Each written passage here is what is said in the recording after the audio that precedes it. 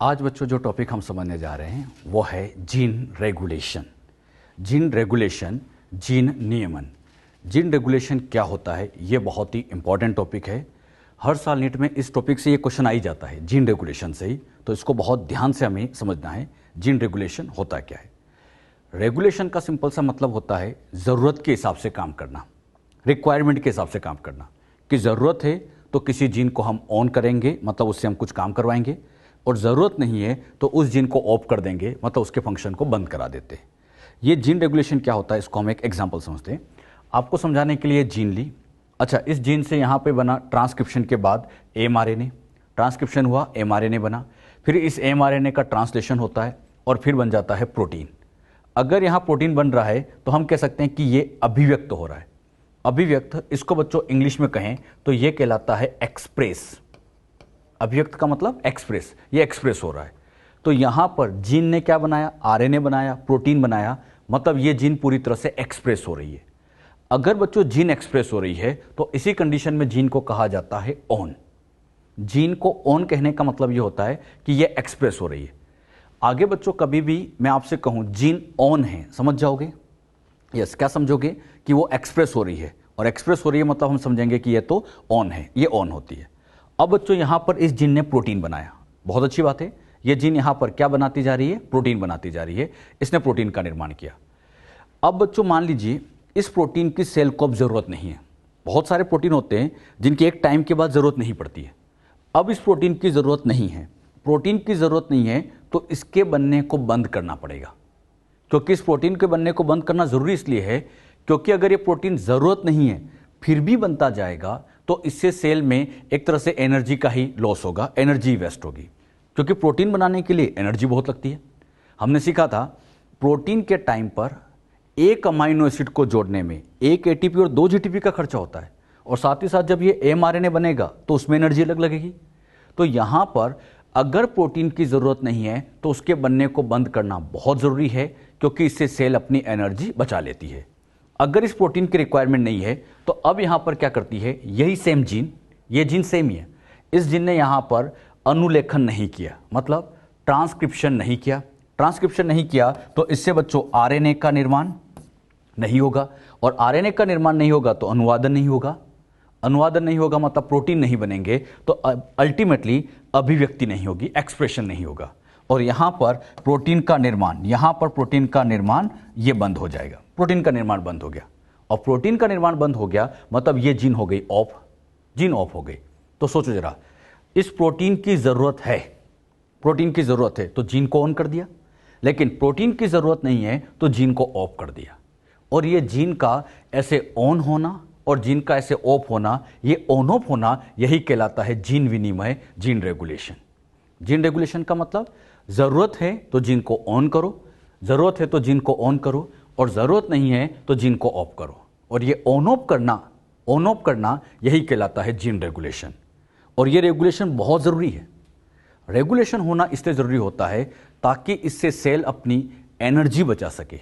तो एनर्जी बचाने के लिए इस तरह का रेगुलेशन होना बहुत बहुत आवश्यक होता है। ये बहुत एसेंशियल होता है, बहुत ज़रूरी होता है। बात समझ में? ये रेगुलेशन बच्चों आप देखोगे अपनी डेली लाइफ में भी होता है। जैसे मान लीजिए जब हम घर पे हैं, अगर हमें फैन की ज़रूरत है, घर पे जो फैन लगे, गर्मी के दिनों में फैन की ज़रूरत पड़ती है, तो हम उस फैन का स्विच ऑन कर देते हैं, फैन का स्विच ऑन कर देते हैं। लेकिन अगर मान लीजिए ठंड आ जाए, हमें गर्मी नहीं लग रही है, ठंड लग रही है, तो हम फैन को क्या कर देते हैं, ऑफ कर देते हैं। तो क्या सीखा? ज़रूरत थी तो उसका स्विच ऑन किया, फैन का स्विच ऑन किया, और ज़रूरत नहीं तो उसका स्विच ऑफ कर दिया। अच्छा, ज़रूरत नहीं तो फिर ऑफ क्यों कर देते हैं? यस, एनर्जी बचाने के लिए। यही तो हम करते हैं कि बिजली बचाए, एनर्जी बचाए। तो हमने क्या सीखा?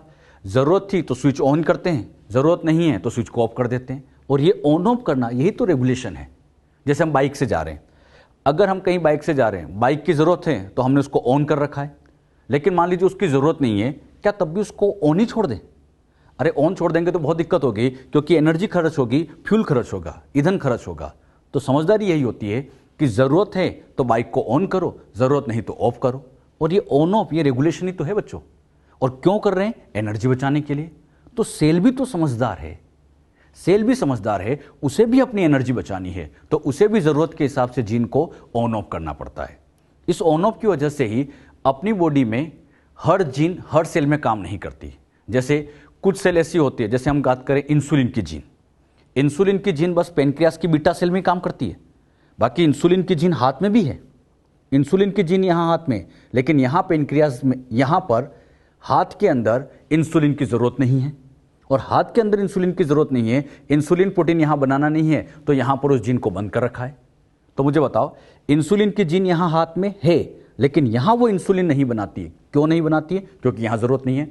उसका बनना केवल पेनक्रियास में ज़रूरत होती है, वहीं उस तरह के कारक होते हैं जो इंसुलिन बनाते हैं। तो ध्यान रखिएगा, हर जीन हर सेल में काम नहीं करती है, किसी पर्टिकुलर सेल में ही काम करती है। ये सब उसके एक्सप्रेशन की वजह से होता है कि किसी सेल में वो एक्सप्रेस होती है, किसी में वो एक्सप्रेस नहीं होती है। ये सब रेगुलेशन होता है। रेगुलेशन के अंदर हम इन चीज़ों को डिटेल में पढ़ेंगे कि कैसे जीन को ऑन किया जाए और कैसे उसको ऑफ किया जाए।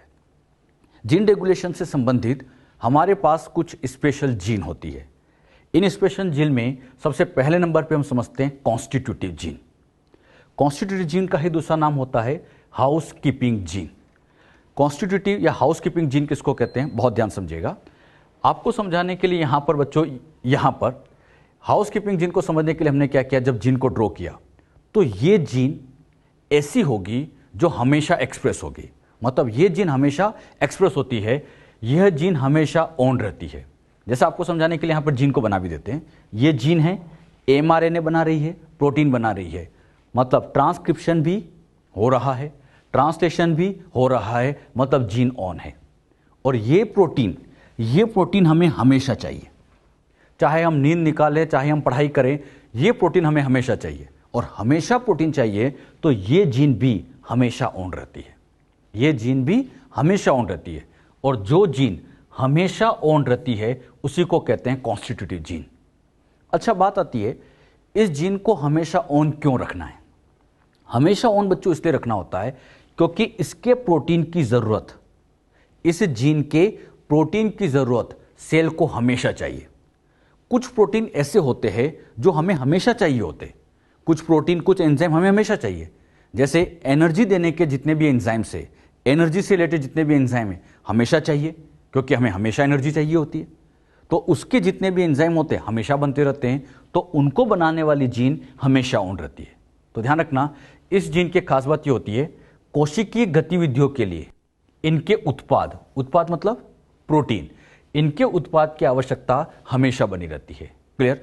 तो इन जीन्स के जो भी उत्पाद होते हैं, जो भी प्रोटीन होते हैं, वो सेल को हमेशा चाहिए, और सेल को हमेशा चाहिए तो इसीलिए इस जीन को हमेशा ऑन रखना होता है। अच्छा, ये प्रोटीन हमें हमेशा चाहिए तो हमेशा ऑन रख रखा है। अगर मान लीजिए जीन ऑफ हो जाए तो बहुत बड़ी प्रॉब्लम हो जाएगी, क्योंकि अगर ये जीन ऑफ हो गई तो ये प्रोटीन नहीं बनेगा, और मान लीजिए प्रोटीन नहीं बना तो इससे हम सर्वाइव करना मुश्किल कर जाएंगे। यानी ये जीन ऐसी है जो हमेशा ऑन रहनी चाहिए, क्योंकि जिस दिन ये जीन ऑफ हुई हम ऑफ हो जाएंगे, जिस दिन ये ऑफ हुई हम ऑफ हो जाएंगे। तो इसका मतलब इसको हमेशा ऑन रखना जरूरी होता है, इसे कभी ऑफ नहीं करना है। और ऑफ नहीं करना तो रेगुलेशन करना ही नहीं। रेगुलेशन का मतलब तो होता है ऑन ऑफ करना, इसे ऑफ करने की कभी जरूरत ही नहीं है। तो इसका मतलब इन जीन्स के लिए रेगुलेशन की आवश्यकता नहीं होती है। यहां रेगुलेशन की आवश्यकता नहीं होती है, ये जीन तो हमेशा काम करती रहती है। बात समझ में? एग्जाम्पल की बात करें, ग्लाइकोलाइसिस की जीन। ग्लाइकोलाइसिस के अंदर फाइनली बच्चों ग्लूकोज को तोड़ा जाता है, और ये ग्लूकोज को तोड़कर अल्टीमेटली प्राप्त की जाती है एनर्जी, ऊर्जा। अब बताओ, हमें एनर्जी हमेशा चाहिए, तो इस ग्लूकोज को तोड़ने के लिए जितने भी एंजाइम चाहिए, इन एंजाइम की जीन हमेशा ऑन रहती है। इन एंजाइम की जीन हमेशा ऑन रहती है, क्योंकि जीन ऑन होगी तो एंजाइम बनेंगे, तभी ग्लूकोज टूटेगा, तभी एनर्जी मिलेगी। और बात समझ में? तो कुछ जीन्स ऐसी होती है जो रेस्पिरेशन में काम आती है, जो हमेशा ऑन ही रहती है, और ऑन रहने वाली इन जीन्स का नाम क्या कहलाता है? Constitutive gene. आगे मैं कभी भी आपसे बोलूं कॉन्स्टिट्यूटिव जीन, तो बस इतना ध्यान रखना है, ये जीन हमेशा ऑन रहती है, ऑफ करने की कभी जरूरत है ही नहीं, तो इनका कभी रेगुलेशन ही नहीं होता। और ये हमेशा ऑन क्यों रहती है? क्योंकि इनका उत्पाद सेल को हमेशा चाहिए, इनका उत्पाद सेल को हमेशा चाहिए होता है। ये सेल में हमेशा काम करती रहती है, हमेशा बनी रहती है, इसलिए इसको कहते हैं हाउस कीपिंग। हाउस मतलब सेल, सेल के अंदर ये हमेशा बनी रहती है, काम करती रहती है, इसलिए हम इसको हाउसकीपिंग जीन के नाम से भी जानते हैं। तो ये तो हो गई कॉन्स्टिट्यूटिव जीन। क्लियर? जब भी कॉन्स्टिट्यूटिव वर्ड आए क्या समझोगे? हमेशा ऑन रहना। क्लियर? अगले नंबर पे डेफिनेशन लेते हैं non constitutive gene. Non constitutive gene, इसका दूसरा नाम आता है स्मार्ट जीन, या इसी का एक नाम और दिया जाता है लग्जरी जीन। इसे हम स्मार्ट जीन भी कह सकते हैं, इसे हम लग्जरी जीन भी कह सकते हैं। नॉन कॉन्स्टिट्यूटिव जीन कहते किसको, पहले वो सीखें। नॉन कॉन्स्टिट्यूटिव जीन मतलब ऐसी जीन जो हमेशा सक्रिय नहीं रहती है। हमेशा सक्रिय नहीं रहती है, ये जरूरत के हिसाब से ऑन ऑफ होती रहती है। जरूरत है तो ये जीन ऑन रहेगी, जरूरत है तो ऑफ रहेगी, हमेशा ऑन नहीं, जरूरत के हिसाब से ऑन ऑफ रहती है। इसी को कहते हैं नॉन कॉन्स्टिट्यूटिव जीन। जैसे बच्चों समझाने के लिए, मान लीजिए जीन से प्रोटीन बना, मतलब जीन ऑन है, अब इस प्रोटीन की जरूरत नहीं है, इस प्रोटीन की जरूरत नहीं है, तो बताओ क्या करें? प्रोटीन की जरूरत नहीं है मतलब आरएनए प्रोटीन बनने को रोकना है, यानी इस जीन को यहां ऑफ करा देंगे। प्रोटीन की जरूरत नहीं थी तो ऑफ करा दिया। तो बताओ, जरूरत है, प्रोटीन की जरूरत है तो ऑन है, जरूरत नहीं तो ऑफ कर दिया। और ये ऑन ऑफ करना, यही क्या कहलाता है? रेगुलेशन। तो बताओ, यहां ये प्रोटीन सेल को हमेशा नहीं चाहिए, तो खास बात, कोशिकीय गतिविधियों में इनके उत्पाद की सतत आवश्यकता नहीं होती है। इनका उत्पाद मतलब इनका प्रोटीन हमेशा नहीं चाहिए। कुछ प्रोटीन ऐसे होते हैं जो हमेशा नहीं चाहिए होते हैं, जरूरत है तो बस उनको बना लेंगे जरूरत के टाइम पे। अच्छा, जरूरत के हिसाब से इनको ऑन ऑफ कर रहे हैं, मतलब इनका यहां पर रेगुलेशन करना पड़ता है। यानी जो रेगुलेशन हम पढ़ रहे हैं वो एक तरह से नॉन कॉन्स्टिट्यूटिव जीन का पढ़ेंगे। जो जीन रेगुलेशन हम पढ़ेंगे किसका? Non constitutive. कॉन्स्टिट्यूटिव का क्यों नहीं? क्योंकि वो तो हमेशा ही ऑन है, उनको कभी ऑफ करना नहीं है, तो उनका रेगुलेशन होता ही नहीं है। बात समझ में? ये जो नॉन कॉन्स्टिट्यूटिव जीन है ये बड़े स्मार्ट तरीके से काम करती है, जरूरत के हिसाब से ऑन ऑफ होती रहती है, स्मार्ट तरीके से वर्किंग है, इसलिए इसको स्मार्ट या लग्जरी जीन के नाम से भी जाना जाता है। बात समझ में? ये नॉन कॉन्स्टिट्यूटिव जीन ये 2 टाइप की होती है, 2 प्रकार की होती है। इसमें एक प्रकार तो होता है इंड्यूसिबल और एक होता है रिप्रेसिबल। हिंदी में कहूं तो ये हो गया प्रेरकी और ये हो गया संदमी, मतलब ये प्रेरक टाइप का है, ये संदमन टाइप का होता है। इंड्यूसिबल उसको कहा जाता है जिसमें जीन जनरली ऑफ रहती है, जनरली ऑफ रहती है, बंद पड़ी है, लेकिन जरूरत होगी तो इसको ऑन कर देंगे। यानी यहां पर कहां से कहां काम हो रहा है? ऑफ से ऑन किया जा रहा है। ऑन करना मतलब एक तरह से उसको इंड्यूस करना, और जब इसको इंड्यूस कर रहे हैं इसलिए नाम लिखा गया इंड्यूसिबल। इंड्यूसिबल क्यों कहा? क्योंकि इसको ऑन होने के लिए इंड्यूस करना पड़ता है, इसलिए ये इंड्यूसिबल कहलाता है। बात समझ में? रिप्रेसिबल। अब रिप्रेसिबल में बच्चों आप लोग खुद समझाना कि रिप्रेसिबल का क्या मीनिंग होता होगा। इसका उल्टा कर दो, ये जीन जनरली ऑन रहेगी, जनरली ऑन रहेगी, लेकिन जरूरत नहीं होगी तो ऑफ कर देंगे। ऑफ करना मतलब एक तरह से रिप्रेस करना है, और रिप्रेस करना इसलिए इसको रिप्रेसिबल टाइप कहते हैं।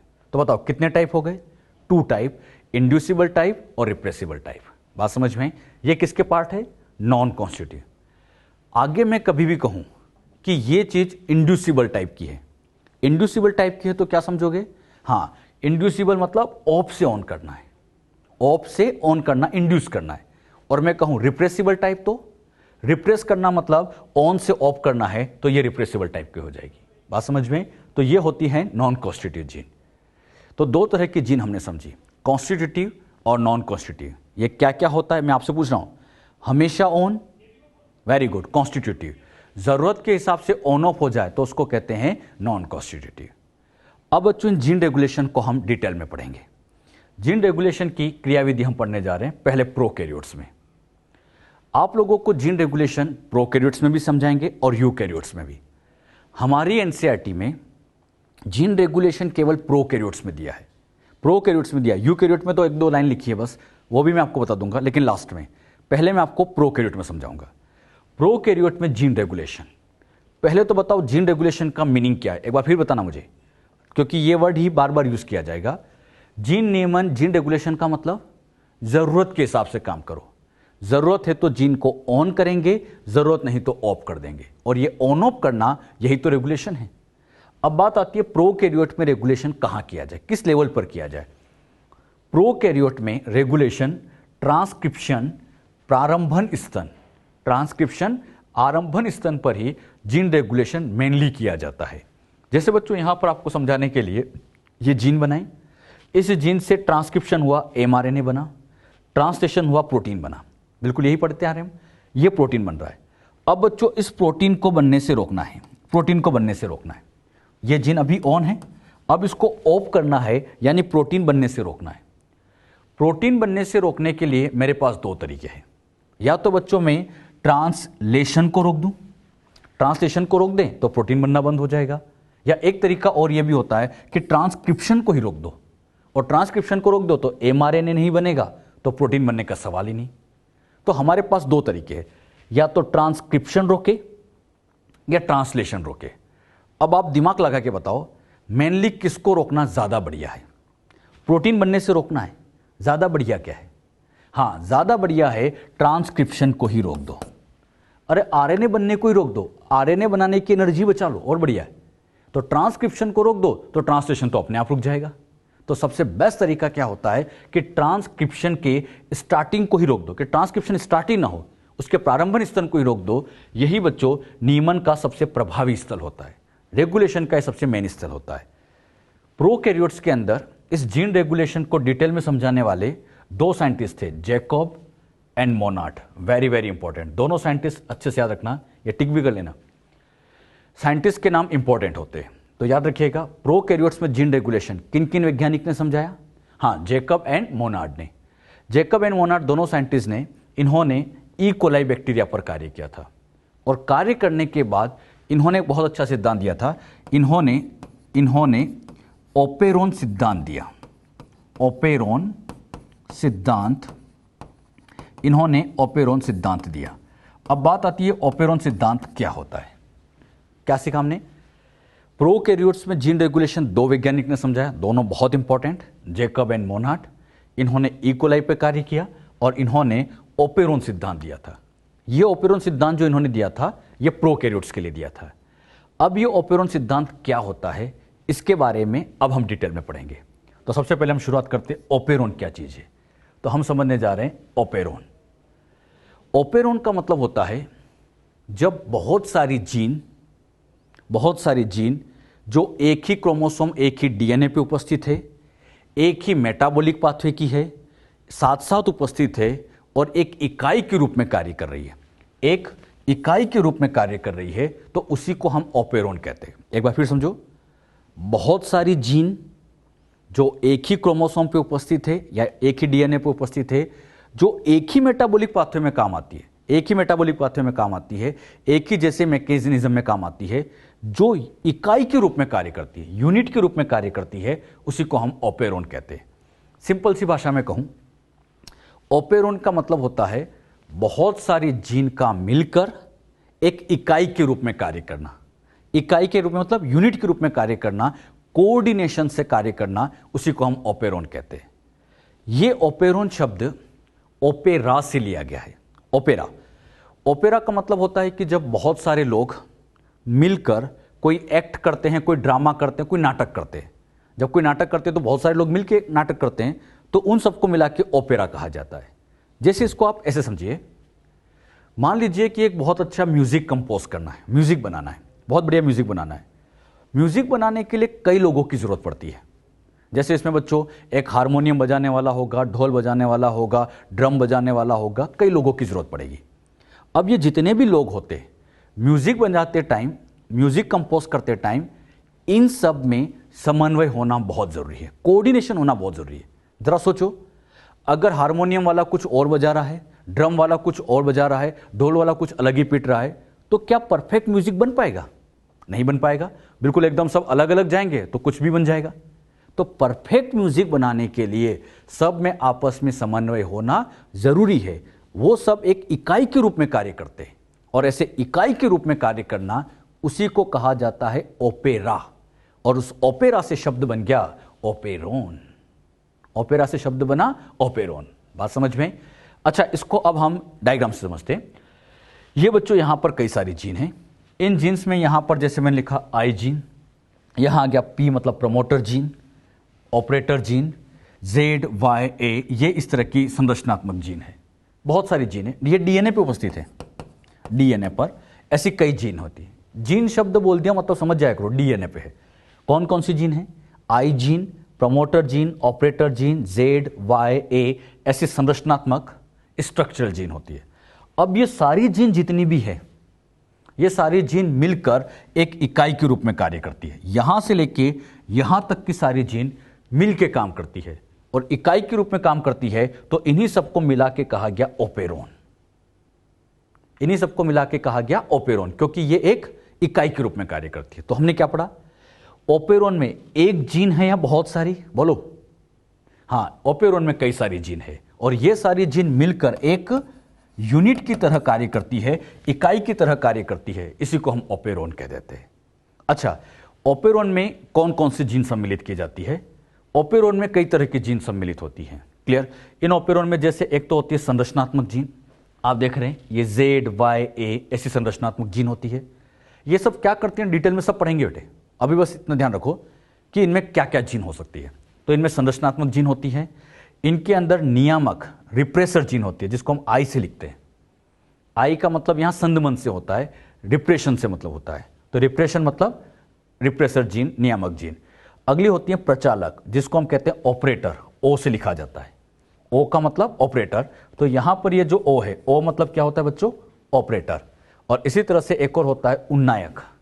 उन्नायक नाम पहले भी आया है, हाँ, जब हम ट्रांसक्रिप्शन पढ़ रहे थे। उन्नायक, प्रमोटर।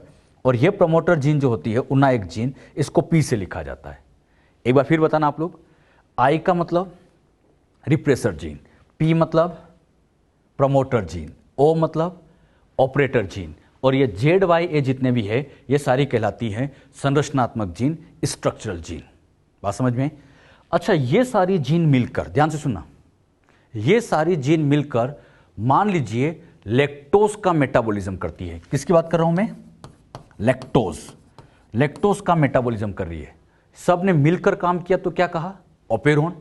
और लैक्टोज का काम कर रही है तो अब इस ओपेरोन को लेक ओपेरोन कह देंगे। कैसे नाम दिया एक बार फिर सुनना। ओपेरोन क्यों लिखा? मिलकर काम कर रही है, और मिलकर किसका नियंत्रण कर रही है? लैक्टोज से संबंधित कार्य करिए, लैक्टोज से रिलेटेड काम करिए, तो बन गया लेक ओपेरोन। अच्छा, ये ट्रिप्टोफेन का काम करती तो ये बन जाता ट्रिप्टोफेन ओपेरोन। और इस तरह से कई तरह के ओपेरोन्स होते हैं। अच्छा, ये जो डेफिनेशन मैंने यहां पे लिखी है, पहले आप इसको नोट कर लीजिएगा, फिर इसके बाद हम समझते हैं एग्जाम्पल। अगर हम बच्चों ओपेरोन के उदाहरण की बात करें, ओपेरोन बहुत सारे हैं। जैसे सबसे पहला ओपेरोन आता है लेक ओपेरोन। लेक ओपेरोन के अंदर जो लेक है, ये लेक लैक्टोज को प्रदर्शित करता है, लेक फॉर लैक्टोज। एक बार तो नीट में यही क्वेश्चन आ गया था, लेक ओपेरोन में लेक का मतलब क्या होता है? लैक्टोज। इसी तरह से टीआरपी ओपेरोन, टीआरपी मतलब ट्रिप्टोफेन ओपेरोन। इसी तरह से एरा ओपेरोन, एरा का मतलब अरेबिनोज ओपेरोन। इसी तरह से हिस मतलब हिस्टिडीन ओपेरोन। इसी तरह से वैल मतलब वैलिन ओपेरोन। तो मुझे बताओ, ओपेरोन एक होते हैं बहुत सारे, बहुत सारे। जब एनसीईआरटी आप पढ़ोगे ना बच्चों, तो वहां पे ऐसे नाम मिलेंगे, टीआरपी, एरा, हिस, वैल। तो इनके मीनिंग आना चाहिए। वेल मतलब वैलिन, हिस मतलब हिस्टिडीन, एरा मतलब अरेबिनोज, टीआरपी मतलब ट्रिप्टोफेन। बात समझ में? अब बच्चों आपको समझाने के लिए ये मैंने यहां पर लेक ओपेरोन बनाया। लेक ओपेरोन में संरचनात्मक जीन कौन है? यहां से लेके यहां तक ये संरचनात्मक जीन कौन है? जेड वाई ए है। इसमें आई है, प्रमोटर है, ऑपरेटर है, बहुत सारी जीन है, मिलके काम कर रही है तो ओपेरोन। लैक्टोज का काम करे तो लेक ओपेरोन बन गया। इसी तरह से ये बच्चों मैंने बना दिया ट्रिप्टोफेन ओपेरोन। ये ट्रिप्टोफेन ओपेरोन की ये संरचनात्मक जीन यहां से लेके यहां तक है। अच्छा, यहां पे आई है, प्रमोटर है, ऑपरेटर है, ये ट्रिप्टोफेन ओपेरोन है। ये लेक ओपेरोन, ये ट्रिप्टोफेन ओपेरोन, ऐसे सब है। हिस्टिडीन भी होता है, वैलिन भी होता है, हर तरह के ओपेरोन्स होते हैं। अब बच्चों इन दोनों ओपेरोन को कंपेयर करो, इसकी संरचनात्मक जीन और इसकी संरचनात्मक जीन को चेक करो, समान है या अलग है? मुझे इतना बताओ। इसमें संरचनात्मक जीन जेड वाई ए है, जबकि इसमें ई डी सी बी ए है। तो दोनों की संरचनात्मक जीन अलग है। तो अलग अलग ओपेरोन की संरचनात्मक जीन अलग अलग होती है। एनसीईआरटी की बहुत अच्छी लाइन समझा रहा हूं, अलग अलग ओपेरोन की संरचनात्मक जीन अलग अलग होती है। इवन इसका जो ऑपरेटर है और इसका ऑपरेटर अलग अलग होता है। दोनों के ऑपरेटर अलग है, इवन दोनों की जो आई जीन है बिल्कुल अलग अलग है। मतलब अलग अलग ओपेरोन में आई, प्रमोटर, ऑपरेटर अलग होते हैं। तो दूसरे ओपेरॉन में दूसरे होंगे। तो एक बहुत अच्छी लाइन लिखते हैं, प्रत्येक ओपेरॉन का अपना विशिष्ट ऑपरेटर होता है। ऑपरेटर को हिंदी में प्रचालक, एनसीईआरटी में क्या बिल्कुल एकदम हिंदी वर्ड यूज किए हैं, प्रचालक लिखा है। प्रचालक मतलब ऑपरेटर की बात कर रहा है। प्रत्येक ओपेरॉन का अपना एक विशिष्ट ऑपरेटर, इसका ऑपरेटर अलग है, इसका अलग होता है। इनका विशिष्ट रिप्रेसर मतलब आई जीन अलग होती है, इनका विशिष्ट स्ट्रक्चर जीन होती है। तो हर ओपेरॉन का अपना अपना प्रमोटर है, अपने ऑपरेटर, अपने स्ट्रक्चर जीन, अपनी रिप्रेसर जीन होती है। बात समझ में? तो प्रत्येक ओपेरॉन में ये सब अपने अपने विशिष्ट होते हैं। ये पॉइंट भी एनसीईआरटी का ही है, तो इसको भी आप अच्छे से ध्यान रखें। बात समझ में? तो हमने क्या सीखा? ओपेरॉन का मतलब बोलो। हाँ, ओपेरॉन का मतलब बहुत सारी जीन का मिलकर काम करना, यूनिट के रूप में कार्य करना। बहुत सारी जीन का मिलकर एक इकाई के रूप में कार्य करना क्या कहलाता है? ओपेरॉन। ये ओपेरॉन सिद्धांत किसने दिया? ये क्वेश्चन इंपॉर्टेंट सबसे। ओपेरॉन सिद्धांत दो वैज्ञानिक ने दिया। कौन कौन से? Very good, Jacob and Monod. किस पर कार्य किया? ई कोलाई बैक्टीरिया पर कार्य किया। रेगुलेशन करने का मेन लेवल कौन सा होता है? तो ट्रांसक्रिप्शन लेवल। ट्रांसक्रिप्शन मतलब आरएनए बनने से रोक दो। क्लियर? यहां तक जो बातें समझाई ये सब क्लियर हुई सबको अच्छे से? अब बच्चों ये जितने भी ओपेरॉन हैं, इन सारे ओपेरॉन में से हम यहां पर दो ओपेरॉन समझेंगे, एक तो लेक ओपेरॉन और ट्रिप्टोफैन ओपेरॉन। मेन तो लेक ओपेरॉन ही है। आपकी एनसीईआरटी में केवल लेक ओपेरॉन को ही समझा रखा है, आपकी एनसीईआरटी में केवल लेक ओपेरॉन समझा रखा है, लेकिन मॉड्यूल में ट्रिप्टोफैन ओपेरॉन भी दे रखा है, तो हम इसको भी समझेंगे। बाकी इन सबको समझने की जरूरत नहीं है, बस हम इन दो पे ज्यादा फोकस करेंगे। एग्जाम पॉइंट व्यू से अगर मैं बताऊं तो लेक ओपेरॉन सबसे इंपॉर्टेंट है, वेरी वेरी इंपॉर्टेंट। इसी लेक ओपेरॉन को बच्चों अब हम समझने जा रहे हैं। क्लियर? तो शुरू करते हैं लेक ओपेरॉन। लेक ओपेरॉन में किया क्या जाता है? लेक ओपेरॉन के अंदर जीन नियमन में हम क्या समझने जा रहे हैं? लेक ओपेरॉन में, इस ओपेरॉन में उन जीन्स का नियमन होता है, उन जीन्स का रेगुलेशन होता है। नियमन मतलब रेगुलेशन होता है जो लैक्टोज के अपचयन मतलब कैटाबोलिज्म में सम्मिलित होती है। लैक्टोज को तोड़ने के लिए जो जो जीन्स काम में ली जाती है उनका यहां रेगुलेशन करना है। सीधी सी बात है, रेगुलेशन तो करना है, लेकिन किसका? लेक ओपेरॉन में लैक्टोज से संबंधित जीन का। अच्छा, ये जो लेक ओपेरॉन होता है इसमें लैक्टोज काम में लिया जाता है। बात आती है लैक्टोज क्या है? लैक्टोज बच्चों एक डाइसेकेराइड है। पढ़ते ना, मोनोसेकेराइड, डाइसेकेराइड, पॉलीसेकेराइड, इस तरह के। तो ये एक डाइसेकेराइड है। ये डाइसेकेराइड दो चीजों से बना होता है, ग्लूकोज और गैलेक्टोज। सीधी सी बात है, कहीं से ग्लूकोज को लाओ, गैलेक्टोज को लाओ, दोनों को चिपका दो तो लैक्टोज बन जाता है। अच्छा, ये ग्लूकोज जो होता है ये मोनोसेकेराइड है, गैलेक्टोज भी मोनोसेकेराइड है, और दोनों जोड़ दो तो दो मोनोसेकेराइड जुड़ जाए तो ये डाइसेकेराइड बन जाता है। तो इसलिए तो कहा जाता है लैक्टोज क्या होता है बच्चों? डाइसेकेराइड। इसको आप ऐसे समझो, ये गैलेक्टोज है, ये ग्लूकोज है, दोनों आपस में यहां ग्लाइकोसाइडिक बॉन्ड से जुड़े, दोनों जुड़े हुए हैं। और ये दोनों आपस में जब जुड़े हुए हैं तो इन दोनों के जुड़ने की वजह से अब ये जो पूरी संरचना बनी इसका नाम लैक्टोज है। तो बताओ लैक्टोज किस किस से मिलकर बना? सबसे इंपॉर्टेंट तो यही है, किस किस से बना है? यस, गैलेक्टोज और ग्लूकोज से मिलकर बना है। गैलेक्टोज और ग्लूकोज दोनों ने मिलकर लैक्टोज बनाया, जिसमें ग्लाइकोसाइडिक बॉन्ड होता है। यह क्वेश्चन आता है, लैक्टोज में कौन सा बॉन्ड होता है? ग्लाइकोसाइडिक बॉन्ड होता है। यहां पर इस लैक्टोज का दूसरा नाम बीटा गैलेक्टोसाइड भी लिखा जाता है। अगर कहीं बीटा गैलेक्टोसाइड लिखा है तो लैक्टोज का ही दूसरा नाम है। स्पेशली एनसीईआरटी में यही नाम लिखा है और बच्चे इसमें कंफ्यूज होते हैं। तो बीटा गैलेक्टोसाइड लिखा है मतलब वो लैक्टोज का ही दूसरा नाम है। अब यहां करना क्या है? लैक्टोज का कैटाबोलिज्म। कैटाबोलिज्म का मतलब उसको तोड़ना। इस लैक्टोज को तोड़ना है, लैक्टोज को तोड़ना है। लैक्टोज को तोड़ते टाइम क्या किया जाता है कि इन दोनों के बीच का ये जो ग्लाइकोसाइडिक बॉन्ड आपको दिखाई दे रहा है, इस ग्लाइकोसाइडिक बॉन्ड को तोड़ना पड़ेगा। अब बात आती है ग्लाइकोसाइडिक बॉन्ड को कौन तोड़े?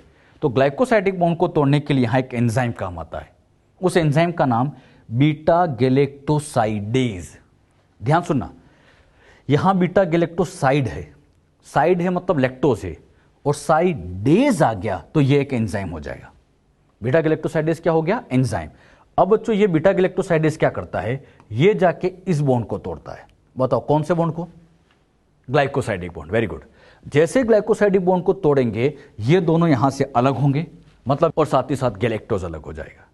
यहां जैसे ये टूटा, ग्लूकोज अलग गैलेक्टोज अलग। तो बताओ यहां लैक्टोज को बनाया या तोड़ा? तोड़ा गया, और तोड़ने वाली प्रक्रिया को कहा जाता है कैटाबोलिज्म। तो यहां लैक्टोज का क्या किया जाता है? कैटाबोलिज्म। लैक्टोज जैसे टूटा तो ग्लूकोज अलग हुआ, गैलेक्टोज अलग हुआ। अब बच्चों ये जो ग्लूकोज यहां रिलीज हुआ है, इस ग्लूकोज का यहां मेन काम आ जाएगा एनर्जी देने में। ग्लूकोज क्या करेगा? एनर्जी। तो हमने क्या सीखा? लैक्टोज को तोड़ते हैं, लैक्टोज को तोड़ने से ग्लूकोज मिलता है, और ये ग्लूकोज फिर एनर्जी देते हैं। यानी लैक्टोज को तोड़ने का मेन उद्देश्य एनर्जी के लिए है। सब कुछ यहां एनर्जी के लिए होता है। इवन ये गैलेक्टोज भी ग्लूकोज में चेंज होता है और ये भी एनर्जी देता है। यानी यहां मेन काम सब कुछ एनर्जी के लिए किया जा रहा है, ऊर्जा के लिए कार्य किया जा रहा है। अब बात सुनना, अगर बच्चों यहां लैक्टोज है, ध्यान सुनो, लैक्टोज है तो इस बीटा गैलेक्टोसाइडेज की जरूरत पड़ेगी, क्योंकि यही तो इसको तोड़ेगा। इस बीटा गैलेक्टोसाइडेज एंजाइम को बनाने के लिए आरएनए चाहिए, और आरएनए बनाने के लिए यहां बच्चों कोई ना कोई जीन तो होगी। आरएनए बनाने के लिए क्या होगी? कोई ना कोई जीन होगी। अब सोच समझ के बताना सभी, बहुत ध्यान से सुनना। यहां बच्चों जो मैं पूछ रहा हूं अच्छे से बताना। अगर लैक्टोज है तो बीटा गैलेक्टोसाइडेज की जरूरत है। अरे ये है तो इसकी जरूरत पड़ेगी, क्योंकि ये होगा तभी तो इसको तोड़ेगा। लैक्टोज है तो बीटा गैलेक्टोसाइडेज की जरूरत है, यानी आरएनए की जरूरत है। यानी इस जीन को ऑन करना पड़ेगा, क्योंकि जब जीन ऑन होगी तभी आरएनए बनेगा, तभी एंजाइम बनेगा, और तभी जाके टूटेगा। लेकिन सोचो अगर लैक्टोज नहीं है तो, दिमाग लगाओ, बीटा गैलेक्टोसाइडेज की जरूरत नहीं है। अरे जब यही नहीं है तो इसको बना के क्या करेंगे? इसकी जरूरत नहीं है, और बीटा गैलेक्टोसाइडेज की जरूरत नहीं है तो आरएनए की जरूरत नहीं है। जीन को यहां पर बंद रखना है, मतलब ऑफ करना पड़ेगा। तो यहां हम क्या पढ़ रहे हैं? इस बीटा गैलेक्टोसाइडेज को बनाने वाली जीन को ऑन करना है या ऑफ करना है? इसे ऑन करना है या ऑफ करना है? अब बात सुनना, यही बात दिमाग में अच्छे से बिठा लो।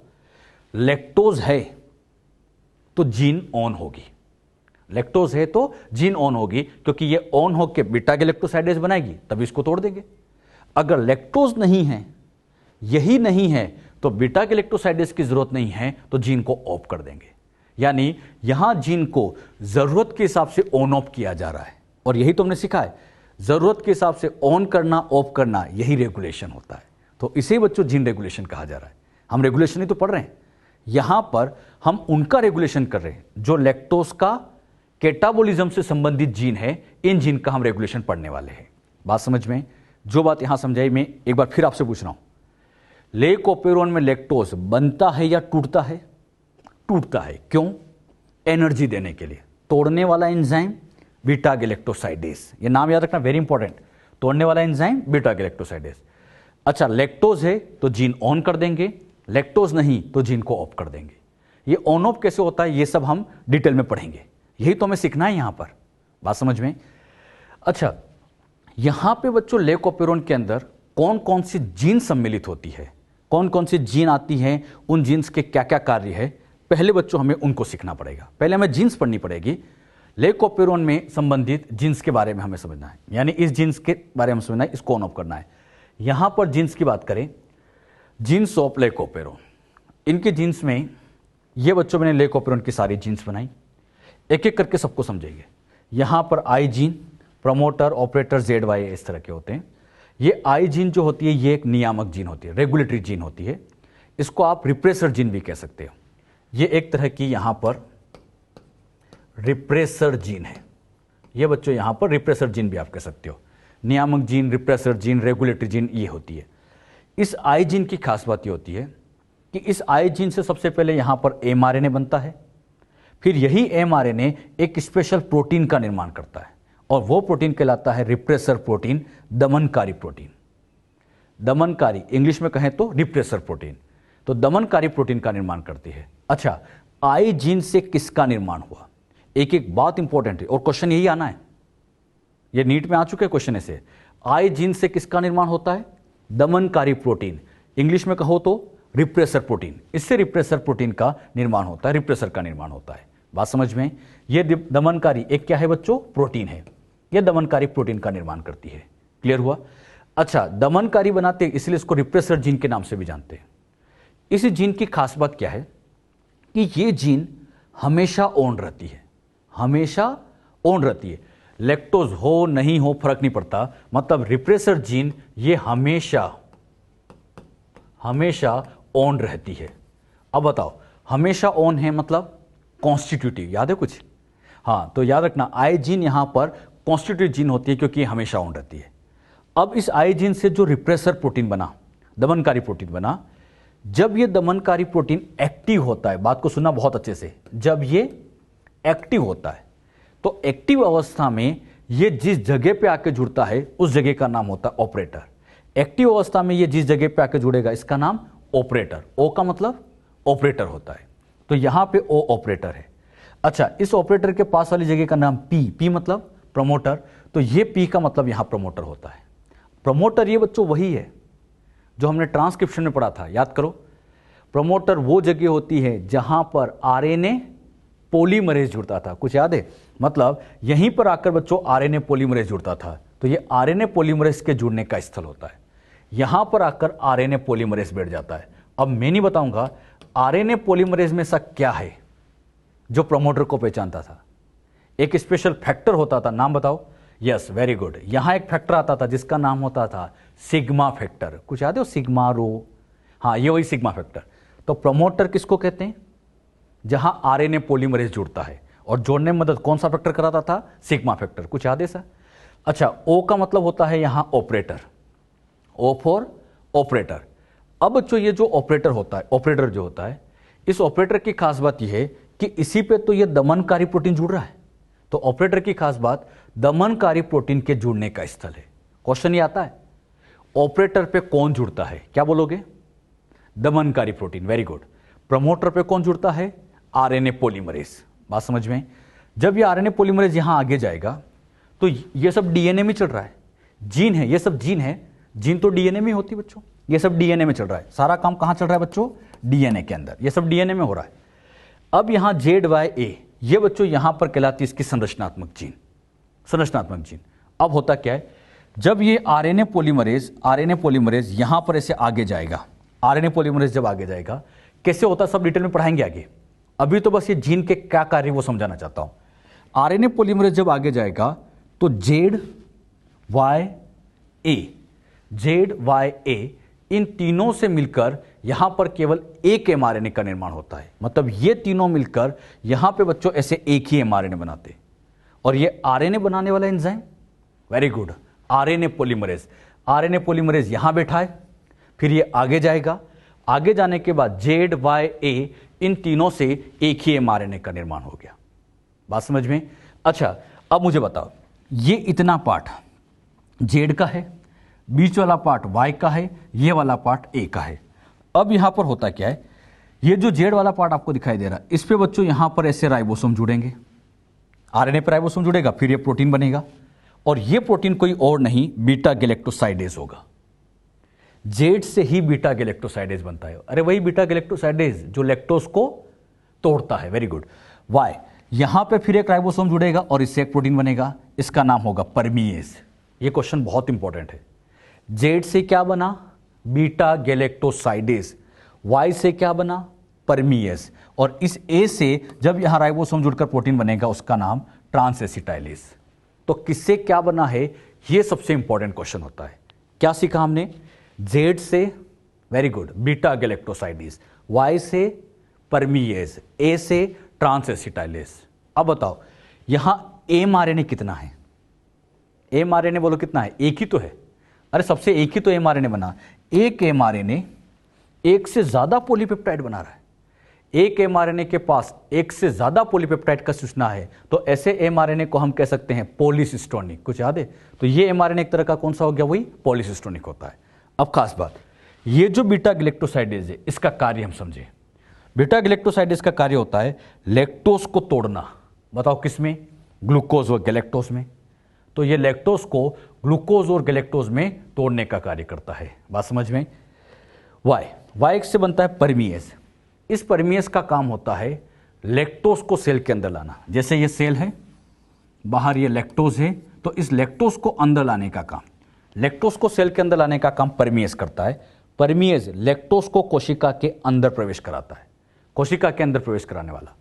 ए से बनता है ट्रांस एसिटाइलेज। ये एसिटाइल कोएंजाइम ए से एसिटाइल समूह को बीटा गैलेक्टोसाइडेज पर स्थानांतरित करता है। क्लियर? इसका काम होता है एसिटाइल कोएंजाइम से एसिटाइल ग्रुप को ट्रांसफर करना। क्या होता है इसको थोड़ी देर बाद समझाऊंगा मैं। अभी इतना ध्यान रखो किसने क्या किया, एक बार फिर सुन लेना। जेड से बना बीटा गैलेक्टोसाइडेज, वाई से बना परमीएज, ए से बना ट्रांस एसिटाइलेज, और तीनों के एक एक कार्य। इसका कार्य लैक्टोज को तोड़ना, इसका कार्य परमीएज, नाम से समझ में आ रहा है बच्चों, परमीएज मतलब पारगम्यता बढ़ाने वाला, लैक्टोज को सेल के अंदर परमिएबल करता है, उसकी पारगम्यता बढ़ाता है। ए ट्रांस एसिटाइलेज जो एसिटाइल ग्रुप को ट्रांसफर करता है। कैसे होता है समझेंगे इसके बारे में भी। अब मुझे यहां बताओ, ये संरचनात्मक जीन से ऐसे अलग अलग यहां पर एंजाइम बन गए। एक एमआरएनए एक से ज्यादा पॉलीपेप्टाइड को बना रहा है, तो ऐसे एमआरएनए को हम कह सकते हैं पॉलीसिस्टोनिक। और हम जानते हैं प्रोकैरियोट का एमआरएनए पॉलीसिस्टोनिक होता है, तो ये पॉलीसिस्टोनिक एमआरएनए है। क्लियर? क्योंकि एक एमआरएनए से यहां पर 3 अलग अलग पॉलीपेप्टाइड चेन बनी है। यहां पर किससे क्या बना, अभी बस मैंने जीन के बारे में समझाया। ये जीन कैसे कार्य करती वो नहीं पढ़ाया अभी तो बस जीन क्या कार्य कर रही है, इस जीन से क्या बनेगा, इससे क्या बनेगा वो सिखाया गया। और क्वेश्चन यही आते हैं। मैं आपसे पूछूंगा आई जीन से क्या बनता है। आई जीन से, वेरी गुड, आई जीन से रिप्रेसर प्रोटीन, दमनकारी प्रोटीन, हिंदी में कहे दमनकारी प्रोटीन। पी किसको कहते हैं? पी फॉर प्रमोटर, और प्रमोटर उसको कहते हैं जहां पे आरएनए पॉलीमरेज आके जुड़ता है। ओ का मतलब बोलो बच्चों, ऑपरेटर। ऑपरेटर उसको कहते हैं जहां दमनकारी प्रोटीन आकर बैठेगा। कैसे बैठेगा सब समझाएंगे अभी। दमनकारी आके प्रोटीन आकर यहां पर बैठता है, लेकिन बैठेगा तभी जब वो एक्टिव होता है। क्लियर? अच्छा, ZYA ये क्या कहलाती है? स्ट्रक्चर जीन, संरचनात्मक जीन। जेड से क्या बनता है? बीटा गैलेक्टोसाइडेज, वाई से परमीएज, ए से ट्रांस एसिटाइलेज का निर्माण होता है। बात समझ में? अच्छा, अगर बच्चों यहां पर लैक्टोज है तो ये जो संरचनात्मक जीन है इनको ऑन कर देंगे, लैक्टोज नहीं होगा तो इनको ऑफ कर देंगे। मतलब इन संरचनात्मक जीन को यहां पे हम ऑन ऑफ करते जाएंगे, इनका यहां पर क्या किया जाएगा? ऑन ऑफ किया जाता है। बात समझ में? तो संरचनात्मक जीन को ही यहां पर हम ऑन ऑफ करते रहते हैं। कैसे करते हैं इन सब के बारे में हम डिटेल में आगे पढ़ेंगे। जो बात अभी यहां समझाई, क्लियर हुई? अच्छा, किसका क्या फंक्शन है एक आउटलाइन फिर देता हूं मैं। बीटा गैलेक्टोसाइडेज का काम, ये नोट कर लेना, किसका क्या काम था? लैक्टोज को ग्लूकोज व गैलेक्टोज में तोड़ता है, याद रहेगा। परमीएज का काम लैक्टोज को सेल में प्रवेश कराता है। ट्रांस एसिटाइलेज का काम एसिटाइल कोएंजाइम में से एसिटाइल ग्रुप को बीटा गैलेक्टोसाइडेज पर स्थानांतरित करता है। इन बातों को एक बार फिर समझिएगा। ये बच्चों ई कोलाई की सेल है। इस सेल के बाहर, ये जो बाहर होता है, इस बाहर वाले माध्यम को कहा जाता है कल्चर मीडियम। ये बाहर क्या भरा होता है? कल्चर मीडियम, संवर्धन माध्यम। अब बच्चों इस ई कोलाई की सेल के ऊपर यहां ये पी का मतलब होता है परमीएज, यहां पर ये जुड़ गया, और ये जुड़ने वाले का नाम क्या था? परमीएज। ये पी परमीएज जुड़ गया। अच्छा, ये परमीएज इस ई कोलाई की मेम्ब्रेन पे आके जुड़ता है, और ये यहां बाहर होता है लैक्टोज। अब इस लैक्टोज को अंदर ले जाना है तो ये परमीएज चाहिए। अरे ये परमीएज के थ्रू ही, इस परमीएज के द्वारा ये अंदर प्रवेश करेगा। तो परमीएज का कार्य बोलो, परमीएज का कार्य बोलो बच्चों, लैक्टोज को कोशिका में प्रवेश कराना। अब बच्चों ये लैक्टोज अंदर आ चुका है, किसमें? ई कोलाई की सेल में। अब बताओ लैक्टोज को तोड़ने वाला, हाँ वेरी गुड, बीटा गैलेक्टोसाइडेज। और ये इसको तोड़कर ऐसे जी, कैपिटल जी मतलब ये ग्लूकोज है, और ये गैलेक्टोज में कन्वर्ट कर देगा। ये ऐसे ग्लूकोज गैलेक्टोज में कन्वर्ट करेगा। आगे जब भी मैं कैपिटल जी लिख दूं मतलब ग्लूकोज समझ जाना, स्मॉल जी लिख दूं मतलब गैलेक्टोज समझ जाना। तो लैक्टोज को बीटा गैलेक्टोसाइडेज ने तोड़ा, इससे ग्लूकोज और गैलेक्टोज का निर्माण हुआ। तो परमीएज अंदर लाता जाएगा, बीटा गैलेक्टोसाइडेज उनको तोड़ते जाएंगे। अब बात आती है ट्रांस एसिटाइलेज क्या करता है, इसका काम भी समझ लेते। एसिटाइल कोएंजाइम ए से एसिटाइल ग्रुप को बीटा गैलेक्टोसाइडेज पर स्थानांतरित करना। इसको ऐसे समझो, ये एसिटाइल कोएंजाइम है, ये एसिटाइल कोएंजाइम है, और ये बच्चों बीटा गैलेक्टोसाइडेज, यही वही बीटा गैलेक्टोसाइडेज है। अब यहां ट्रांस एसिटाइलेज क्या करता है? ये ट्रांस एसिटाइलेज इस एसिटाइल कोएंजाइम में से एसिटाइल ग्रुप को हटाएगा और इसके साथ जोड़ेगा। यहां से एसिटाइल यहां जुड़ेगा, मतलब यहां से एसिटाइल ग्रुप को हटाया और यहां चिपका दिया, यहां से एसिटाइल ग्रुप को हटा के यहां चिपका दिया। तो ये एसिटाइल ग्रुप को एसिटाइल कोएंजाइम में से बीटा गैलेक्टोसाइडेज पर ट्रांसफर करता है। बीटा गैलेक्टोसाइडेज पर एसिटाइल ग्रुप आ गया। इससे फायदा यह होता है कि इसकी सक्रियता, इसकी एक्टिविटी बढ़ जाती है। तो बीटा गैलेक्टोसाइडेज की एक्टिविटी को बढ़ाने के लिए इसके ऊपर एसिटाइल ग्रुप को चिपकाया जाता है। जो बात यहां समझाई गई, क्लियर हुई? तो तीनों के क्या फंक्शन है ये इंपॉर्टेंट है और एग्जाम में ये बहुत बार आ चुका है, तो ये फंक्शन आप अच्छे से ध्यान रखिए। अभी बच्चों मैंने ये समझाया है कि ये जीन कौन कौन से प्रोटीन या एंजाइम का निर्माण करती है, ये जीन कैसे कार्य करती होगी, लैक्टोज आते ही कैसे जीन ऑन होती होगी, लैक्टोज बंद होते ही कैसे ऑफ होती होगी, ये क्रियाविधि अभी नहीं पढ़ाई गई है। वो समझेंगे, वो आगे हम समझेंगे कि ये सब कैसे कैसे होता है। यहां तक अगर आपके दिमाग में कोई डाउट भी आता है तो उस डाउट को अपने दिमाग में रखो, इसको आपको आगे अपने आप क्लियर हो जाएगा जब हम इसकी क्रियाविधि पढ़ेंगे। अभी ये कैसे लैक्टोज अंदर आ गया सब कुछ समझा देंगे, लेकिन अभी बस ये डाउट अपने दिमाग में रखना है, आगे आते ही आपको अपने आप सब समझ में आएगा। जब हम इसकी क्रियाविधि पूरी पढ़ लेंगे तब आपके सारे डाउट अपने आप क्लियर होने लग जाएंगे। क्लियर? तो अभी डाउट आता है तो अपने पास रखो, आगे ये क्लियर कर दिए जाएंगे। यहां तक हमने जीन रेगुलेशन में लेक ऑपेरॉन में कौन कौन सी जीन काम में आती है ये हमने क्लियर किया है।